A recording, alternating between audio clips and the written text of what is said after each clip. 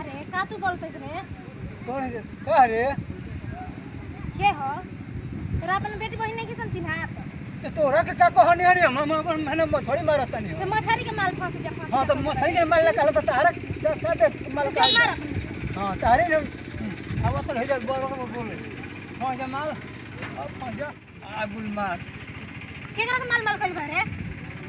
जेबे की करबे त दिमाग खराब मुंह नहीं दिखाते अरे मछली मारते तो दिमाग खराब करतनी।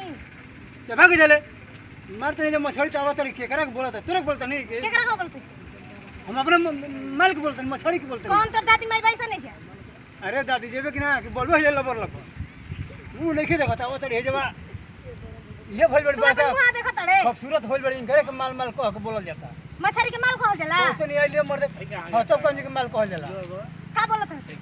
ते अपने को काहे ओड़ ले ले तू जो काम करे अपन हम अपन काम करते नहीं केहू के तो ऐसे ही माल करत रहबे बता ना केकरा कहले केहू तोर दादी में बता ना। अरे लोग देखना है मछली मारते तो रखिए में क्या लगा लोग था मछली के तो माल कहले हां सब के माल करनी है अब तो ले जवा दिमाग खराब करे तो दिमाग खराब होता है। फजीरे से मछली लागम चपला निकाल के मारे ना तो तोर दिमाग खराब जेबे के ढेर बका बका करबे मछली तो जो काम करब बुझा देता नहीं ऐसे ढेर माल करे जो तोरा के बता दे ये माल फंस जा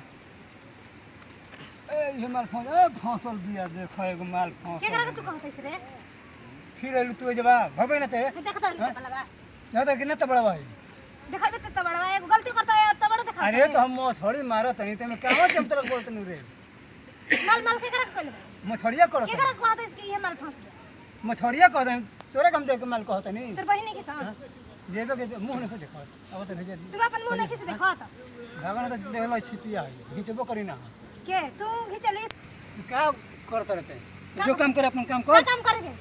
हम तो जाते रहनी तो का कहतैस कि ये माल फंस जाए ये माल फंस तो हम मछली के कहते तो तोरा कहां मछली के तरह मछली तर मार लियो। हां तब का और कौन तर दादी में बोलबे तो देख ले त बड़ा भाई के घिचबो देख करना लाई चपला जो अपन काम कर अपन काम कौन कर काम करे बता ना जाते न रहनी हां तोर से कुछ बोलनी हां तो का माल करी बा जइबू के करबो ये यात्रा बिगड़बू तू जेबा तो जाते बिगड़ संग आई हो दादा नती के माल बहिन नहीं के सन बेटी अरे बहिन तोरा काम कोनी रे दादा मोर केकरा के कहल? अरे तोरा के नहीं रे केकरा दादा के कहल?